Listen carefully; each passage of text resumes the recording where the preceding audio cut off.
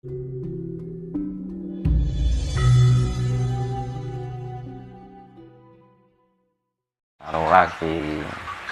terus para entitas cahaya itu tadi. Nah itu kan makanya orang sekarang banyak mulai kembali pada segala hal yang sifatnya tradisional, berbau alam, berbau spiritual. Nah ini kan memasuki ke alam bawah sadar mereka. Awalnya kan dari masuk ke alam bawah sadar yang kemudian dia mendapatkan konflik-konflik dan gembelengan, akhirnya tumbuh suatu kesadaran. Nah kesadaran-kesadaran yang tumbuh ini secara kolektif ini nanti akan meningkatkan kualitas yang namanya IQ, SQ, dan EQ. Karena IQ itu kan kecerdasan, peningkatan kecerdasan manusia. Sedangkan SQ itu peningkatan kesadaran manusia. Sedangkan EQ itu peningkatan kebijaksanaan manusia. Nah, kebijaksanaan inilah, untuk mencapai kebijaksanaan ini orang menyebutnya keluhuran atau budi pekerti atau keadapan. Nah, dari adab mulai tumbuh keadapan inilah manusia akan bersinergi dengan keselarasan alam semesta secara keseluruhan. Jadi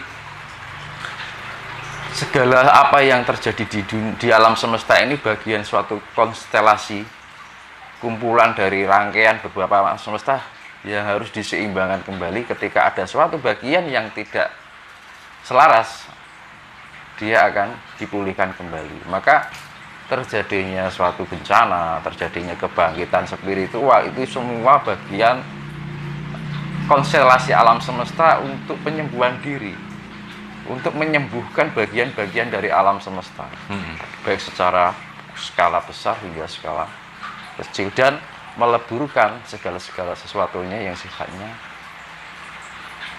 tidak memberikan hal yang baik atau tidak memberikan manfaat atau merugikan. Istilahnya penyakit lah, gitu kan. Maka dari penyakit-penyakit ini harus dihapuskan. Nah, maka dari itu penyakit itu ketika mau hilang itu semakin terasa sakitnya. Dan jenengan nek watuk flu, nek arep mari kan tambah Pak penak ya, Pak. Ada puncaknya, mungkin puncaknya. Iya. Ya, di situ. Nah, rasa sakit yang semakin terasa itu, atau penyakit-penyakit yang semakin beroperasi di dalam tubuh alam semesta ini, dia semakin mengalami yang namanya pembasmian. Oke. Yaitu tadi tanda-tandanya secara istilahnya buat parameternya atau mengindikasikan bahwa ketika sesuatu yang sifatnya penyakit ini tuh semakin terasa di dalam diri kita, itu tandanya itu mau sembuh, kan gitu. Oke. Kalau bicara masalah sakit ya, kalau dikaitkan mungkin seperti kerusakan alam yang terjadi sekarang itu, kalau menurut Mas Dinus, apakah itu juga pengaruh daripada kerusakan spiritual manusia? Terus kira-kira bagaimana cara menyembuhkan keduanya itu sekaligus? Yaitu tadi proses pembaikan. Ini manusia ini tidak akan bisa sempurna tanpa sangkut paut yang beliau-beliau yang ada di dimensi sana. Jadi manusia ini tidak bisa berdiri sendiri sebagai manusia sejati, nggak bisa. Karena mau nggak mau, yaitu tadi manusia keturunan reptilian itu tadi, tanpa bantuan para beliau yang namanya Pleiadian, entah Anunnaki, entah Arcturian, atau yang lain, manusia hanya sebagai reptilian. Tidak punya kecerdasan apapun. Nah, mereka akan hadir kembali. Jadi misalkan gini, para alien atau para starship ini ya, ini menginfus genetika manusia. Ketika sudah berkembang, dia meninggalkan. Ya, ini akan berkembang dengan sendirinya secara otomatis. Tapi lama-kelamaan, infus ini kan akhirnya kadarnya berkurang. Ya. Dari generasi ke generasi. Hingga mencapai pada titik yang namanya kemerosotan adab, moral. Nah ini, kemudian mereka datang lagi. Diinfus lagi. Nah itulah yang disebut kebangkitan spiritual. Makanya orang eh, banyak orang terbangkitkan tiba-tiba kok timbul suatu hal yang sebelumnya tidak terpikirkan, yang arahnya pada sesuatu yang sifatnya berkaitan dengan alam, berkaitan dengan hal-hal yang sifatnya lampau, berkaitan dengan sesuatu pengembalian keadaban dan kesadaran. Dari kesadaran ini kan meningkatkan kecerdasan manusia. Betul. Karena gini, kecerdasan yang dibuat oleh secara pengetahuan physically beda dengan kesadaran yang tumbuh dari kecerdasan yang tumbuh dari kesadaran. Ketika kita melatih kesadaran spiritualitas kita, itu bisa menaikkan tingkat kualitas IQ kita, kecerdasan kita. Ya dari situlah kecerdasan yang ditumbuhkan dari spiritual ini akan menjadi seperti alien-alien itu. Ada peningkatan yang seperti itu. Maka alien nanti suatu saat akan, dunia manusia ini akan berdampingan dengan kehidupan para alien. Kita bisa melihat secara nyata dengan mereka. Karena alien itu selalu berkamuflase. Dia menutupi dirinya dari pandangan mata manusia. Karena mereka sangat menghindari sekali dengan interaksi dengan manusia yang masih istilahnya penuh dengan ketidaksempurnaan. Nah, ketika dunia ini mungkin sudah terjadi bencana alam ini, ya kan? Dunia terjadi bencana alam, kemudian hanya tersisa orang-orang yang selaras dengan alam, yang paham dengan alam, ya kan? Yang mengerti kondisi alam, yang mengasihi alam.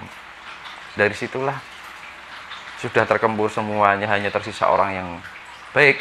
Para alien ini baru mau nongol, baru mau menampakkan diri. Karena mereka tidak akan mau menampakkan ketika manusia itu masih banyak yang belum mencapai pada tingkat kesadaran yang tinggi.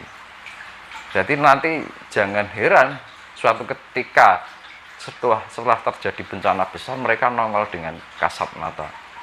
Kita akan berdampingan dengan hidup para alien, bahkan para entitas yang mungkin di dimensi-dimensi 4 dimensi kan dimensi gaib.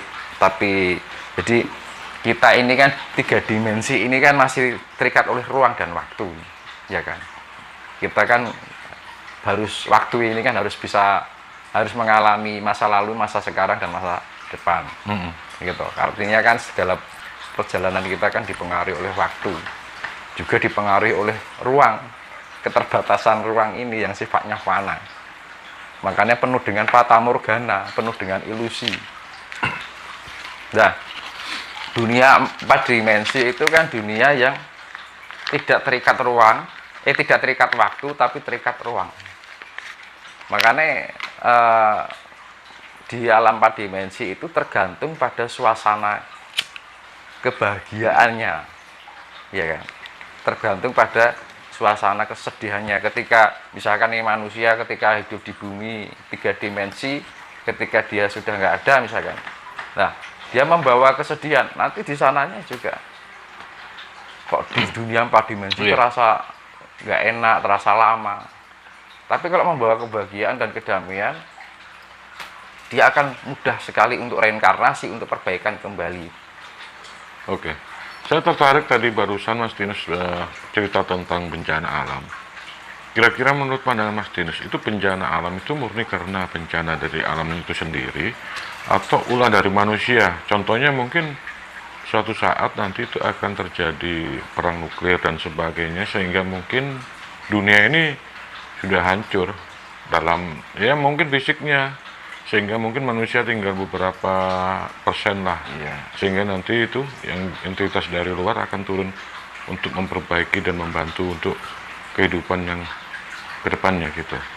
Ya gini, ini faktor alam juga bisa faktor manusia.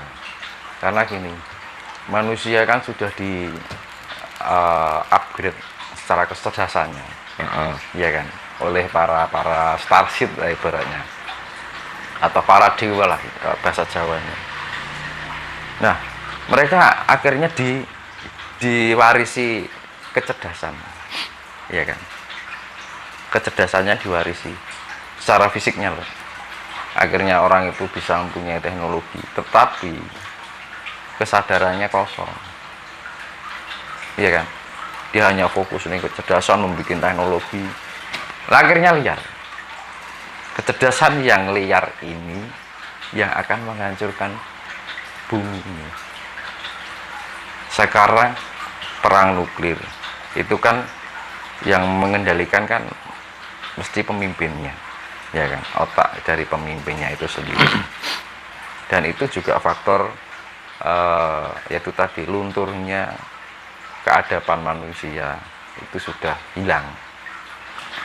Makanya kan akhirnya kan sudah dibekali kecerdasan, akhirnya kembali secara fisiknya itu, jadi jiwanya itu sudah secara otaknya, secara apa ya, intelektualnya itu sudah diwarisi ini dari turun temurun, ini sudah diwarisi dengan berbagai teknologi, tapi ya itu tadi liar, secara jiwanya itu liar seperti hewani. Ya makanya kan banyak kasus sekarang dari pemerintahan, ya kan, dikuasai oleh, ya saya tidak menghina ya, karena itu fakta. Tidak, kekuasaan ini telah dihancurkan atau dikuasai oleh para penguasa yang elit global lah ya. Iya, itu kan kepandaian, tetapi secara otaknya pandai, tetapi mereka orang-orang yang sudah kembali pada sifat aslinya sebagai hewan.